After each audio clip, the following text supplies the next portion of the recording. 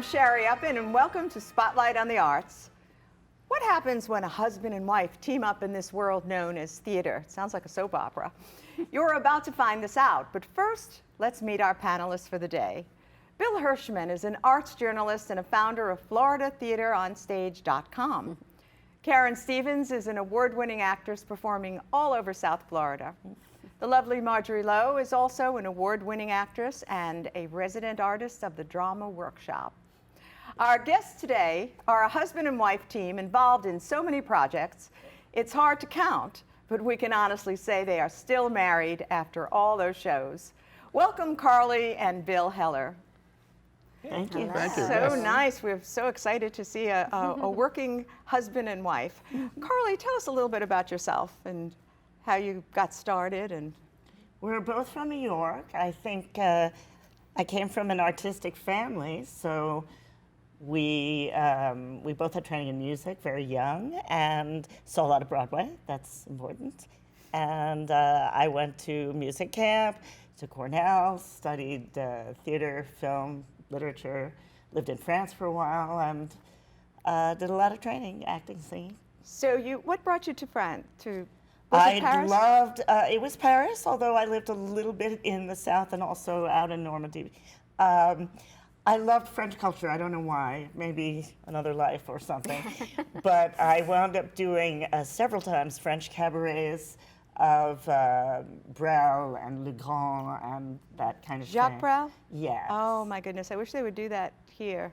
Yes, Yeah, yes, it's indeed. one of my favorites. It's just something that drew me to the culture, but I actually sing in 11 languages, and currently I'm singing with Brazilian voices, so different cultures at different times. Well, you know what? We have a clip in one of your languages that we'd like to play now. Quand il me prend dans ses bras, il me parle tout bas. Je vois la vie en rose. Il me dit des mots d'amour, des mots de tous les jours. Ça me fait quelque chose. Il est entré dans mon cœur une part de bonheur dont je connais la cause. C'est lui pour moi, moi pour lui dans la vie. Il me l'a dit, l'a juré pour la vie.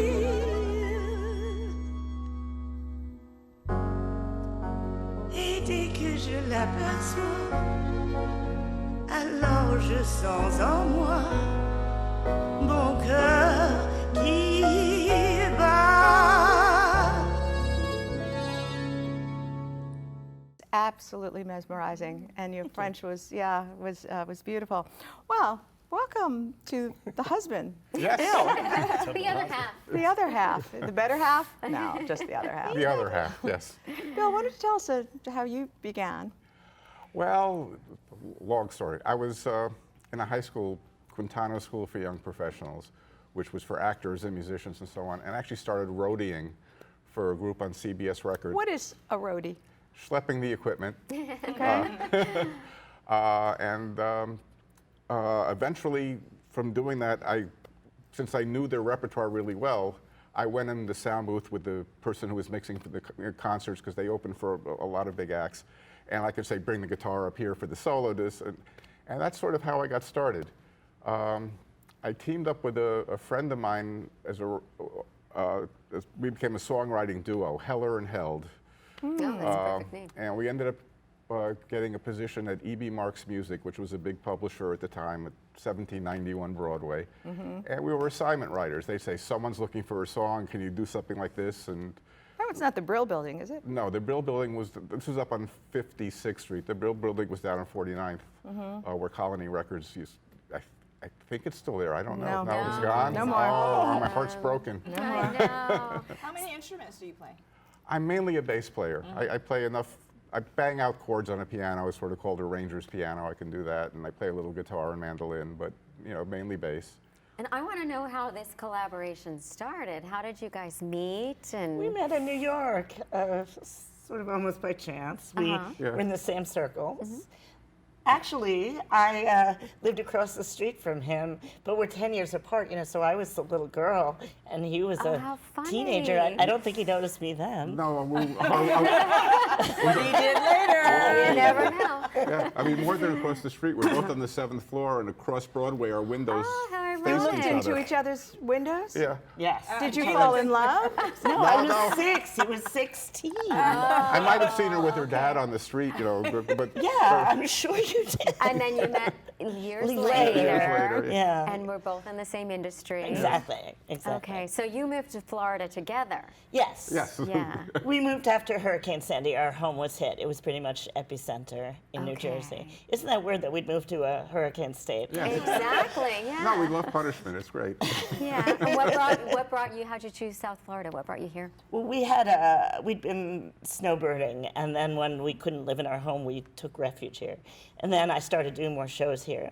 First one was Alex's wife as Marjorie, and Where did you work? What theaters did you work in? Before Florida, you mean? Yeah. They were mainly in New Jersey. There was Soar Theater out on Sandy Hook. You know Sandy Hook? It's a reconstructed like colonial village, and there's a theater in it, which actually got hit by Sandy also. Oh, dear. Yeah, I know, and it was an historic theater where Judy Garland. So you had came to sung. Florida to get away from the hurricanes. Isn't that weird? And we just didn't have a home for a while, Yeah, so yeah. we were here temporarily, and then I liked it, and I said, let's stay. Yeah. And there is theater here. Yeah, yeah. Yes, lots. You've worked a great deal, looking at your resumes, in community theater and in theaters that are professional, pay people, but not a lot. And I'm wondering, what are the public misconceptions? I mean, when you go, you work at the Davie Theater a great deal. Yeah, active. What do you say to people who go, oh my gosh, I'm not going to go there? What is it that you want people to understand about the work that you've seen and been intimately involved in? Theater can be very good in many of these theaters where you'd be surprised. There are people with years of professional experience Right. who've had to take a break, let's say, to have a child or go back to school or some other reason, and who are just starting again. Maybe they've been in unions before and they're not currently, and they just want a place to work where they can do good plays and maybe bigger parts than they could get in a pro theater, and who aren't doing it specifically for the money. Money is always nice, but they're willing to do it for love of the art. Also, I would not put down the idea of the opportunity for members of community to participate. I mean, that's huge. They're not all on stage. I mean, there's at least as many crew and supporters off stage as on. And you really want people of all different ages, colors, races, backgrounds. South Florida is a mosaic, a melting pot of a lot of cultures, and all those people can start work in this way. And you do move up to pro and paid theater. And many community theaters now in Florida, and this is better than New Jersey, they pay sometimes in non-union theaters here. Again, you probably need another job to subsist, but they actually do pay. So you are doing it for passion, love, and lending us your talent, which is a bonus for us. I'm interested in your jingles. Tell us a little bit about, is that what they call them, the jingles and the Well- kids' commercials and videos? Well, those kids' videos that I've done and so on were actually when HBO and Cinemax were first starting out. They had slots in the morning for what they called Saturday morning jukebox or Sunday morning jukebox, and they couldn't fill it. And there were two guys up in New York, Bob Tiemann and Stu Sleppen, who were brilliant marketers and film people. And they came up with the idea to go out looking for sponsors. And they would get a company that had a child's product or a candy.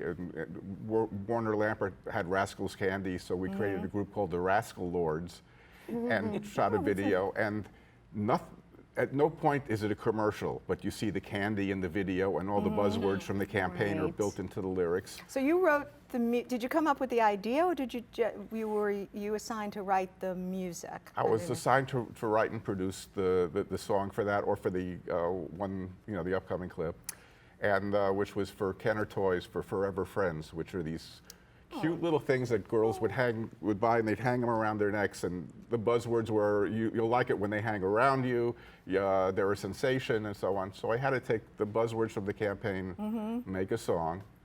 And for the audience, explain a little bit about what the difference of composing is as opposed to producing, and how you were able to do both. Yeah, well, writing the song, which is where it starts, and when you're doing anything for corporate, you have teams of lawyers going over the lyrics and all sorts of crazy stuff. I think we have a clip that might explain. Let's hope that it does. Let's see what we have here.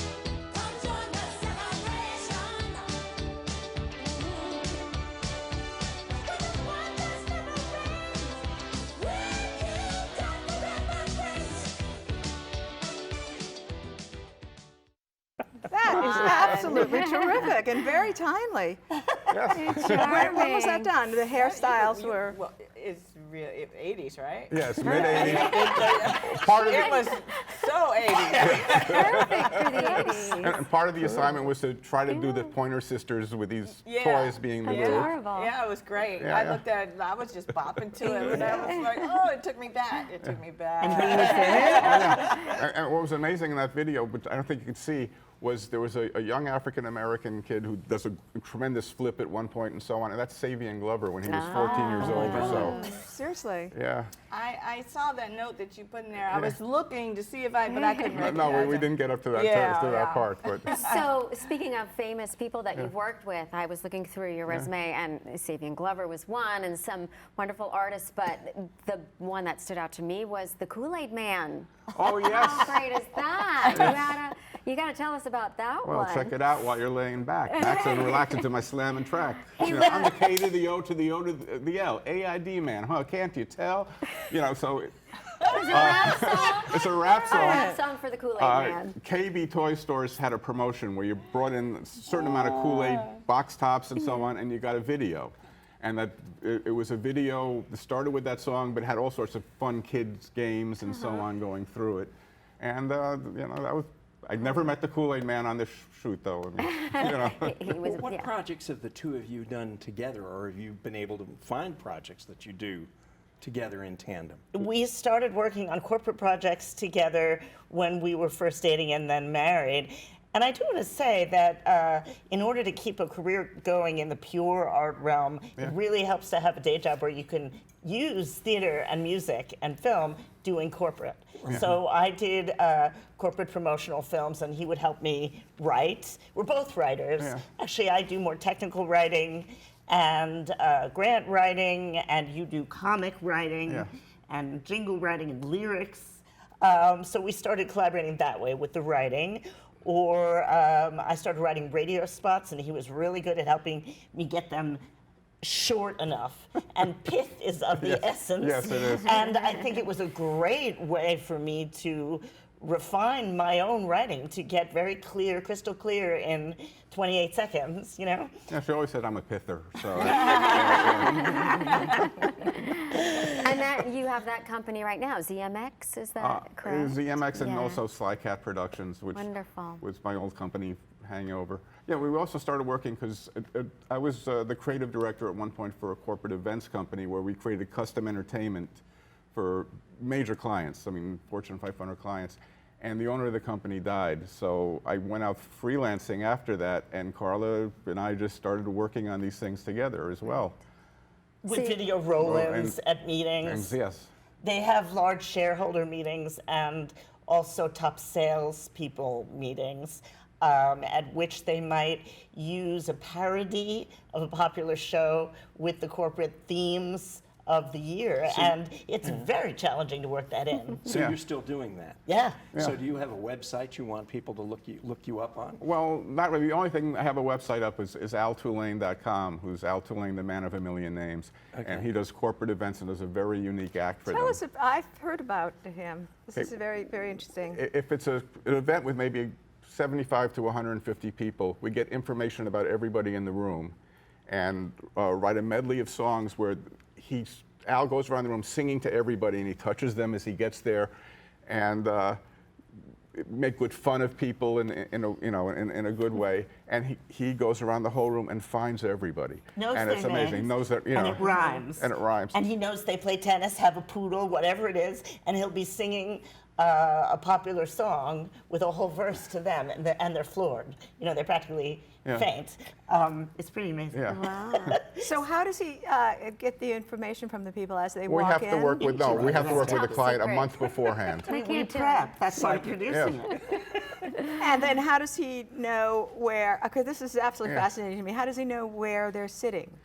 He memorizes the seating chart, and we get as many photos as we can too, because people sometimes switch Yeah, they seats. do. But he's amazing. He'll come up to someone, and we had a photo of them as a blonde, and she's now a brunette. He goes, "You look lovely as a blonde, but as a brunette, hey, and he'll keep, and he So just, he's like Don Rickles in song. but he could, but but color in kind of. song, and he can just make it up in the moment as well.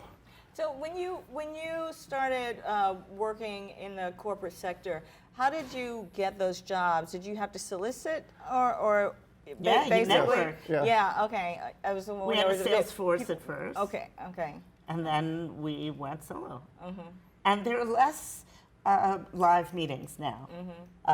They are doing more Skype, and so there's less opportunity for live infotainment. Yes. But still some, and it's worth it because it really drives a message home through music. How can do you wear personalize so it. many hats? This is for you in particular, Carly. Because it's gig by gig. We have a house rule that he or she who lands the gig Right. gets to be the boss, director, and final word of that gig, and then we switch. Okay. So that like keeps that. the peace.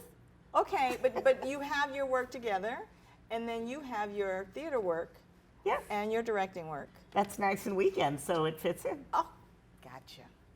And Bill is always my sound design Yes. and Okay. running sound, Okay. and also graphics and photography and a whole bunch of other Yes, sir. stuff for me. Are you just That's you just awesome. work for her? Are you? Well, on those things I try to monopolize in on theater. In theater, I just work for her. Yes. For Carly. Yeah. Do you find it challenging to work all day and then all night together? We love it. We love it. That's wonderful. And I think that all of us artists wind up working holidays and weekends when other people aren't working. And with your partner. Well, yeah. We also have a day-night reversal, so we get a little bit of separation. Your best creative moment is like 2 to 5 a.m. Yes. And I'm usually asleep. So there's some, rotation of. Right. You've also worked with many famous people like Mike Nichols. I Tell worked us on about that Working Girl. experience. That was in '88, but he was a wonderful man. And at the time, he still wasn't publicly dating Diane Sawyer. So that was a little secret of the set. Like, she would come and visit, but we couldn't let that out, that they were an item. He was a wonderful director in film, and I had known him as a theater director, and he was my inspiration for both. And I was a low peon at the time. I was just coming through the assistant director training program. But he actually mentored me. I mean, he took the time to learn who I was and to point out things about the way he was going to do the shot. For me, who was nobody. And it's somebody who can treat people from high to low on the crew like that. They're an amazing human being. Yeah. Well, you've learned from the best. What about Arthur Hiller? He was very good at comic timing, and I think that was. And we did See No Evil, Hear No Evil, which was Gene Wilder and Richard Pryor.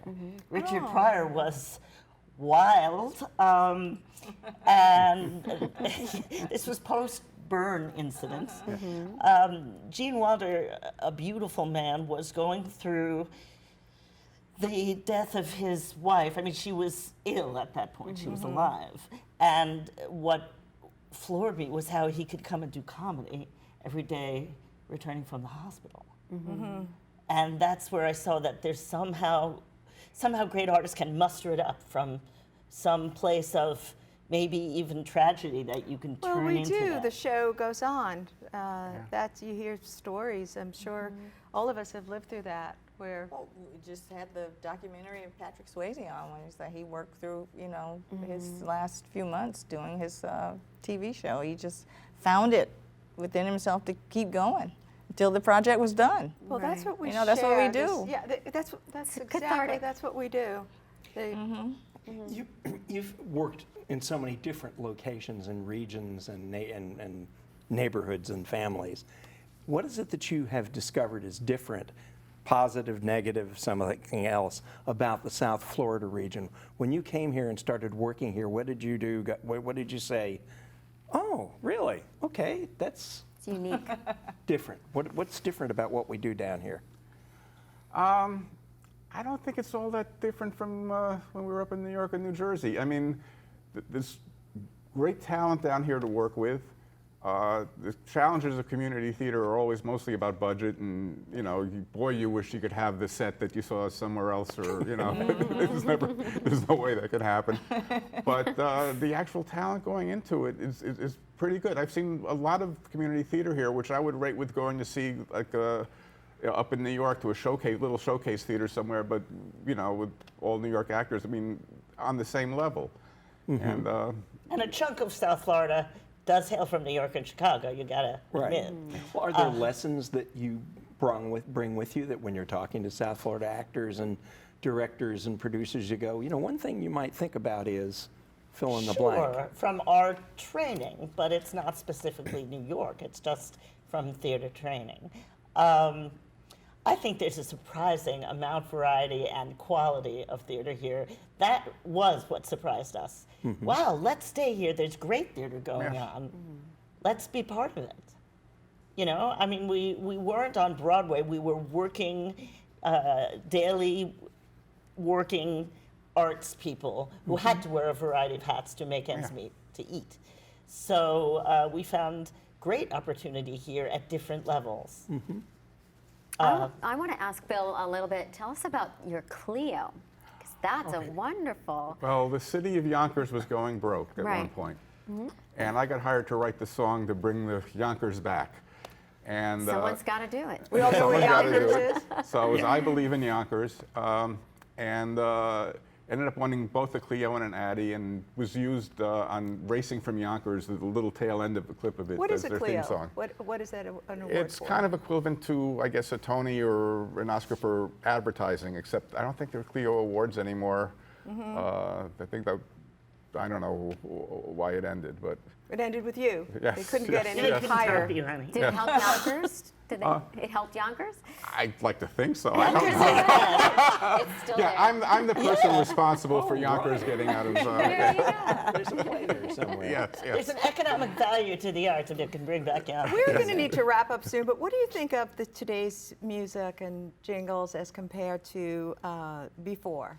I mean, today's music, it's evolved, it's changed, and it's every bit as vibrant and wonderful, I think, as it was before. I mean, there's always the cream that rises to the top, and then there's always the stuff that people will forget about in 2 years. But, it's a lot of great music. The jingle business is a totally different business than it was today. It used to be you wrote for a jingle house, they gave you an assignment, you did it, you submitted, and if yours got picked, you got it.